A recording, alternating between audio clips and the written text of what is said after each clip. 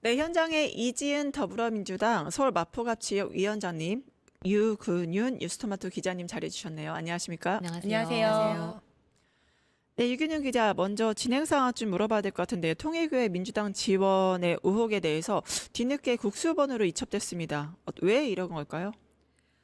네, 특검은 통일교 로비 의혹권의 시점이나 내용이 특검 수사 대상이 아니라고 판단하고 경찰에 이첩했습니다. 진술 시점이 2018년에서 2020년 등 특검법에 적시된 20대 대선, 그리고 김건희 씨나 전성배 씨 등 수사 대상과 거리가 있다는 겁니다. 그래서 수사 대상이 아니기 때문에 이제 수사 착수도 안 했다는 입장입니다. 다만 특검이 이를 8월 즈음에도 인식했음에도 불구하고 12월이 다 돼서 경찰에 이첩하면서 지금 편파 수사라는 지적이 나오고 있는 상황입니다. 수사 과정에서 인지된 관련된 범죄에 대해서 수사할 수 있다면서 그간 통일교 유착 의혹에 관련해 국민의힘 인사들을 이제 조사를 했는데요. 반면 여당에 대해서는 안 했다는 이제 지적들이 나오는 거죠. 특검에서는 윤영호 씨가 진술 당시 여야 인사 5명을 거론했다 이렇게 얘기를 했는데, 그래서 박노수 특검보 같은 경우는 이제 지난 브리핑 때 특정 정당을 위한 편파 수사가 아니다, 그런 말이 성립될 수 없다고 이제 강조한 바 있습니다. 네. 기자님, 사건 넘겨받은 경찰이 지금 어떤 방식으로 수사 진행하고 있는지, 또 수사 초점 어디에 맞춰져 있는지도 궁금한데요. 네, 경찰은 지난 10일 이제 특검팀으로부터 통일교 관련 사건 기록을 넘겨받은 즉시 전담수사팀을 구성했습니다. 특별 전담수사팀장은 중대범죄수사과장인 박창환 총경이 맡았고요. 내란 특검팀에 파견됐던 이제 팀이 주도로 맡는 것으로 알려졌습니다. 아무래도 지금 수사 속도를 내고 있는 만큼 지난 11일에는 윤영호 전 통일교 본부장을 만나 1차 조사를 마쳤고요. 피의자로 입건한 전재수 전 장관 등에 대해서 출국 금지 조처까지 취해진 상황입니다. 네. 하지만 윤영호 씨가 지난 12일 재판에서 진술을 번복한 만큼 의혹을 입증할 객관적 증거 확보가 중요해진 상황입니다. 아마 계좌 추적이나 압수수색 등 강제 수사를 조만간 하지 않을까라고 이제 전망하고 있습니다. 네. 네, 이지은 위원장님, 지금 민주당 상황이 굉장히 궁금한데 먼저 이제 경찰로서 식견이 있으시니까요.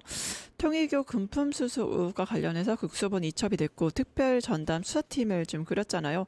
이게 전재수 의원부터 해서 정동영 장관 이게 계속 민주당과 통일교의 접촉 의혹이 있었기 때문에 앞으로의 좀 어떻게 진행될지, 현 상황은 어떻게 돼 가는지 궁금해하시는 분들이 많을 것 같아요. 네. 일단 의혹이 있으면 당연히 수사를 해야 되는 건데요. 저는 이제 이 전체적인 상황을 그 의혹이 상당히 부실하다 이렇게 보고 있습니다. 네. 왜냐하면 먼저 이제 윤영호 전 본부장의 진술에서부터 시작을 했는데 네. 말이 계속 바뀌고 있는 거거든요. 처음에는 15명, 16명 이 정도 이야기를 했다가 5명으로 줄어들었다가 지금 이제 3명 이야기하고 있습니다. 그리고 처음에는 줬다고 했다가 준 걸 봤다고 했다가 그다음에는 난 일면식도 없다, 본 적도 없다. 이러고 그 이후에 또 무슨 말까지 했냐면 난 진술을 한 적도 없다 이렇게 얘기를 했습니다. 계속 이제 말이 바뀌고 있기 때문에 신빙성이 상당히 떨어진다 이렇게 윤정호 보고 왜 있고요. 계속 말 바꾸는 걸까요? 말을 바꾸는 게 진술을 번복하는 게 본인한테 좀 유리하다고 생각하는, 이거 본인만의 전략이라고 봐야 될까? 왜 이렇게 말 바꾸게 하는 겁니까? 그러면 이제 애초에 이 얘기를 왜 했냐부터 생각을 해봐야 되는데 네. 제일 처음에는 이게 이제 정당법 위반이라든지 정치자금법 위반, 그러니까 특정 세력과 결탁이 되었다라는 것이 문제가 되었었기 때문에 그렇죠. 그게 아니라 두루 호의적인 관계였다라고 처음에는 주장을 했습니다. 네. 그러면서 재판에서도 한쪽으로 치우쳤던 것이 아니라 양쪽 모두 어프로치했다.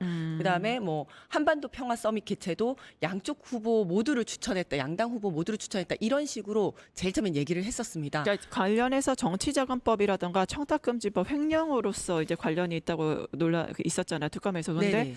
결국에 그러면은 이게 윤영호의 전략이 민주당도 관련이 있어. 그러니까 나 압박하지 마라고 이렇게 특검을 간접적으로 협박을 좀 해야 됐다고 봐요. 왜냐하면 구형이 굉장히 낮게 나왔거든요. 맞습니다. 어떻게 보시나요? 예. 네. 처음에는 협박이라기보다는 제가 네. 볼 때는 처음에는 협박이라기보다는 네. 이게 특정 세력과 결탁이 돼서 거기에 사람을 몰아주고 돈을 몰아주고 한 게 아니라 일반적으로 그냥 나는 양당 모두에 그냥 한 거다. 통일교에서는 그렇게 주장을 했던 것 같은데, 그렇다면 이게 왜 폭로가 되었을까 생각을 해보면, 그러면서 계속 이제 막 수사가 들어가다 보니까 그 특검의 수사가 정당성이 없다, 편파 수사다라는 것을 이야기하기 위해서 폭로를 했던 것 같아요. 그런데 정작 재판에서는 이제 그때 깨달은 거죠. 얘기를 하면 할수록 본인 형량이 올라가는 거거든요. 그러면 민주당 했으니까 뭐 국힘 쪽에 한 것도 깎아주겠다가 아니라 민주당도 했어? 그러면 네 혐의가 하나 더 올라가는 거거든요. 그러다 보니까 거기서 갑자기 말을 멈춘 것 같습니다. 본인한테 불리하다고 판단이 맞습니다. 되니까 진술을 번복하고 이제 네네. 한 거다라고 전략적으로 보신 거군요. 예, 네. 다음 질문해 주시죠. 유은영 기자, 이지은 위원장이 금방 언급을 하셨는데 지금 윤영호 전 본부장의 진술이 계속 번복되고 있잖아요. 진술 어떻게 달라졌고 그 배경이 무엇인지 좀 짚어봐야 될 것 같습니다.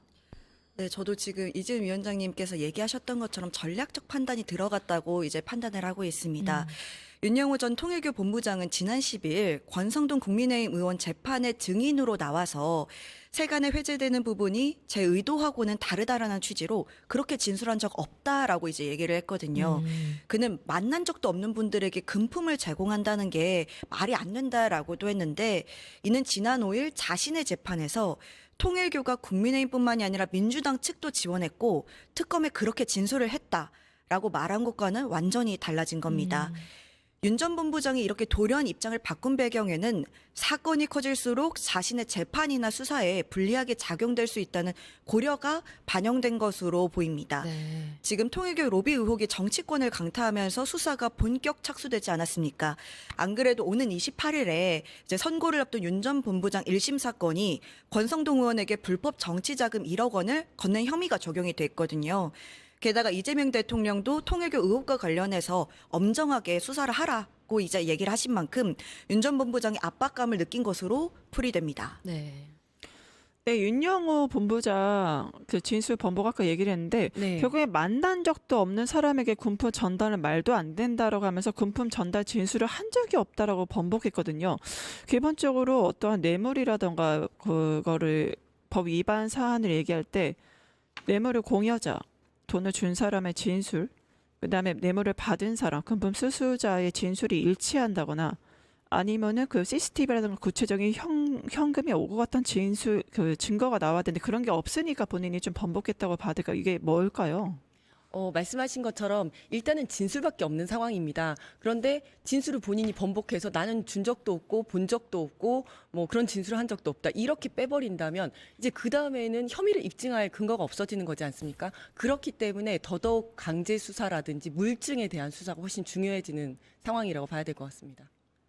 네, 추가 질문으로 이제 금품 수수 당사자 이제 경찰이 윤영호는 지금 그런 진술 한 적도 없고 금품 준 적도 없다 이렇게 번복을 했는데 이제 경찰에서는 어쩔 수 없이 수사를 해야 될 텐데 지금 전재수 의원부터 시작해서 뭐 임종성 그다음에 정동영 계속 만난 거 금품 수수 의혹이 있느냐 이거 갖고 싸울 것 같은데요.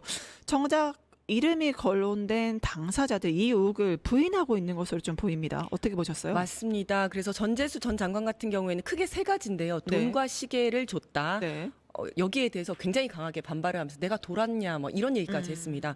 그리고 이제 600명 행사에 가서 축사를 했다라는 것도 알리바이라는 거는 그 부존재 증명인데 네, 내가 그렇죠. 그 자리에 없었고 그 시간에 다른 성당에서 다른 행동을 뭐 다른 행사를 하고 있었다라고 하면서 사진까지 제시를 한 상황입니다. 물론 그랬다 하더라도 뭐 같은 부산 내에 있었기 때문에 빨리 이동을 할 수는 있었겠지만 600명이 있는 행사에서 뭐 축사를 하고 있다면 이거는 언제 밝혀지더라도 밝혀질 내용인 것 같거든요. 그래서 이 부분은 금방 나올 거라고 생각이 되고요.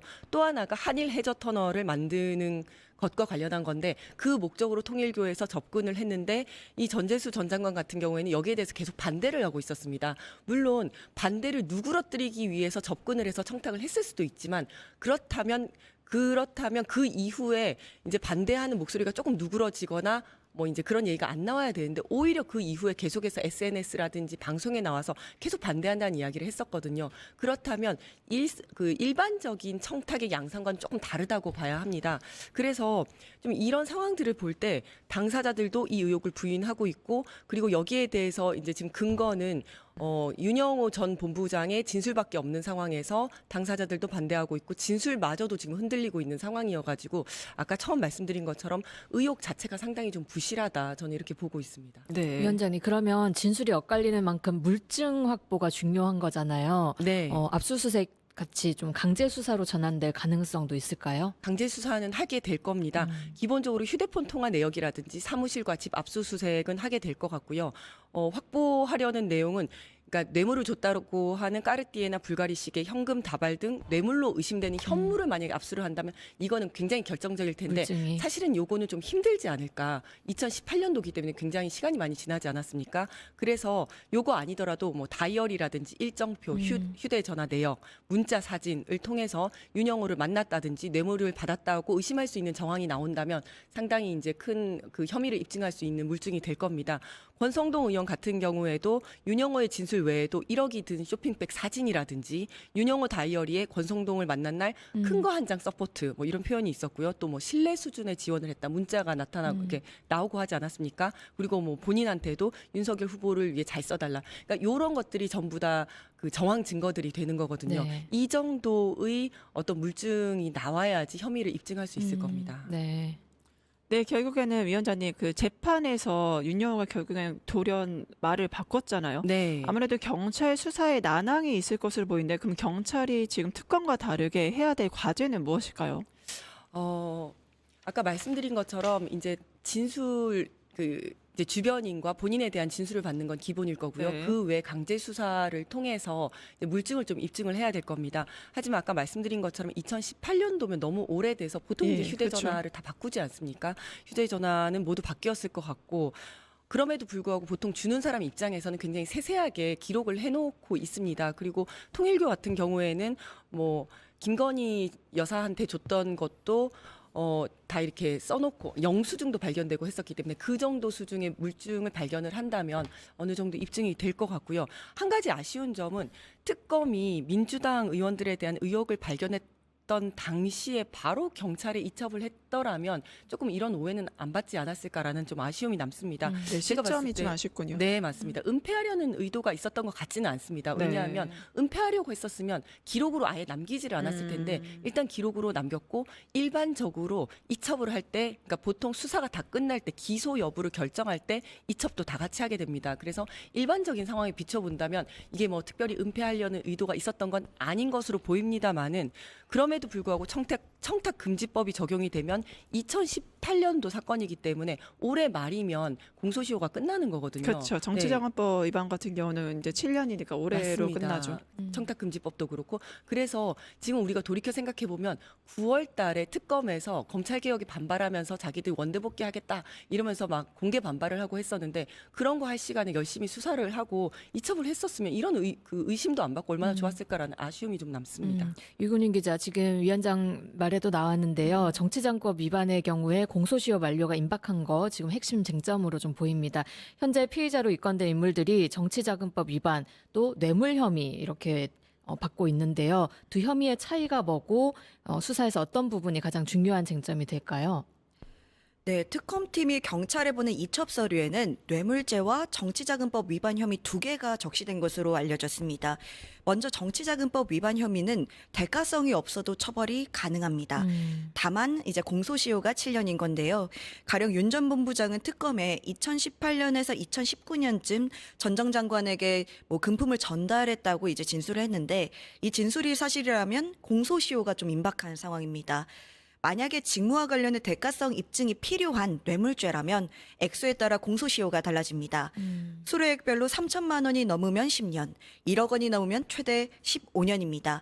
결국 직무와 관련해서 대가성을 입증할 수 있는지 그 여부에 따라서 수사 지속이 이제 갈릴 것으로 보입니다. 네. 네, 아무래도 정치 구단 박지원 의원 여러 가지 세간에 대한 해석을 하고 있는 것 같습니다. 이번에 윤영호의 말바꾸기에 대해서 전 국민이 새치 혀에 노려놨다 이런 식으로 얘기를 하네요. 위원장님은 좀 어떻게 평가하십니까? 저는 공감합니다. 네. 왜냐하면 계속해서 말이 바뀌면서 윤영호 본부장의 진술은 지금 상당히 그 신빙성이 떨어진 상태이지 않습니까? 그리고 또 통일교에서는 윤영호 본부장에 대해서 개인적인 일탈이다라고 하면서 꼬리 자르기를 하려고 계속 했었습니다. 그런데 최근에 대통령이 또 이제 뭐 법인에 대한 해산 여부를 검토하라라고 하면서 새로운 국면으로 좀 들어갔거든요. 네. 그러니까 통일교 입장에서는 윤영호 본부장의 진술이 좀 중요해진 상황이에요. 왜냐하면 어떻게 이야기하냐에 따라서 자신들의 해산이 또 좌지우지가 될 수 있기 때문에 그것도 이제 중요해진 상황입니다. 그렇기 때문에 다들 이제 윤영호의 입을 바라볼 수밖에 없는 상황이 되었는데 그렇기 때문에 반대로 이야기를 하면 그래서 윤영호의 진술에 의지를 하기보다는 왜냐하면 자신의 유불리에 따라서 말이 바꿀 수가 있기 때문에요. 그래서 더더욱 이제 물증을 확보하는 게 더 필요하게 되었다. 과학적인 수사가 더 필요한 상황이다라고 말씀을 드리겠습니다. 네, 마지막으로 아무래도 전직 경찰도 하셨으니까 묻지 않을 수가 없는데 특검에서는 앞서 이제 기자님 말씀하신 대로 정치자금법에 뇌물로 이첩을 했잖아요. 말씀하신 대로 정치자금법은 올해까지 이제 공소시효 만료되고 차후의 수사 방향 어떻게 될까요? 이게 민주당에 좀 어떤 영향을 미칠까요? 일단은 보통 그러니까 공소시효와 관련해서는 좀 이제 그 시점이 중요합니다. 그래서 올해 중에 만약에 공소시효가 끝난다라고 하면 보통 수사를 할 때는 혐의의 상당성이 인정이 되고 공소시효가 임박을 하면 검사랑 협의를 해서 일단 기소를 합니다. 기소를 하면 공소시효가 중지가 되기 때문에 그래서 그때까지 굉장히 좀 속도감 있게 수사가 진행을 될 것 같고요. 그리고 사실은 이제 이제 내년에 지선이지 않습니까? 그리고 전재수 전 장관 같은 경우에는 유력한 부산시장 후보였었습니다. 네. 그래서 아무래도 타격이 있다라고밖에 볼 수는 없지만 전재수가 유력한 부산시장 후보라고 말씀이었습니다라고 과거형을 말씀하셨다는 거는 지금 당 내에서는 전재수는 더 이상 부산시장 후보로 쓸 수 없다는 논의가 있는 건가요? 않습니다. 전혀 네. 그런 건 아니고요. 이제 유력한 부산시장 후보였고 후보이기도 하고 네. 지금도 그런데 이제 이런 예상치 못한 사건이 터진 거는 좀 악재일 수가 있지만 이 사건은 어쩔 수 없이 굉장히 속도감 있게 진행이 될 거고 그렇다면 내년 한 2월 정도에는 기소 여부가 결정이 될 겁니다. 만약에 기소가 되지 않았다라고 하면 오히려 저는 날개를 달 수 있다라고 생각을 합니다. 그리고 이제 거기에 따라서 많이 달라질 것이다. 그래서 이제 수사를 좀 지켜봐야 할 것 같습니다. 네, 앞으로의 상황들 정치권을 강타한 통일교 의혹 어디까지 진행될지 계속 지켜보도록 하겠습니다. 지금까지 이지은 더불어민주당 마포갑지역위원장 유근윤 뉴스토마토 기자와 함께했습니다. 함께해 주신 두 분 감사합니다. 고맙습니다. 유튜브 구독하고 실시간 채팅과 댓글을 남기시면 매일매일 실천 TTCO를 드립니다. 참여 방법은 통통물 어플을 다운로드하고 회원가입과 로그인을 해주세요. 마이페이지에서 나의 회원 고유 번호를 복사해주세요. 유튜브 구독 후 실시간 채팅이나 댓글창에 고유 번호를 한 번만 입력하면 준비 끝! 지금 유튜브 채팅과 댓글 쓰기 참여하고 실천 TTCO 받아가세요.